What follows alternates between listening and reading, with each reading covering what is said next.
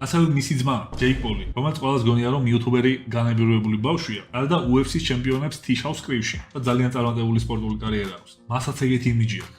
და მისი მოწინააღმდეგეებით ფიქრობენ, რომ UFC-ს ჩემპიონს როგორ მოერევა იუთუბერი ჯეიკ პოლი. თუმცა სინამდვილეში იქამდე მივიდა, რომ ტაისონს ეჩხობა და მოხუცი ბაბო მაგრა ცემა და რომ მოინდომებინა გათიშავდა კიდევაც, თუმცა პატივის თემის გამო დაინდო. იუთუბერმა ბავშვმა რინგზე დაინდო ტაისონი.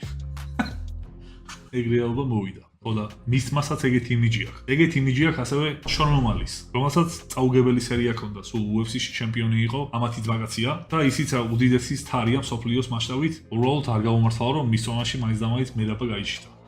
ასევე ამათი ძმაკაცია ტეკაში 69 და შონ ომალის ხარზე 69 სტატუს ტეკაშიმ გაუკეთა. და როგორც შონ ომალი UFC-ში და MMA სპორტში თავიდან ბოლომდე არ აღიქმება როგორც სერიოზული ტიპი, თავისი იმიჯიდან გამომდინარე, იმდენ ამის მიაღწია უბრალოდ მოუწია სერიოზულად აღქმა, თორე დიდი ხანი ვერ აღიქვეს.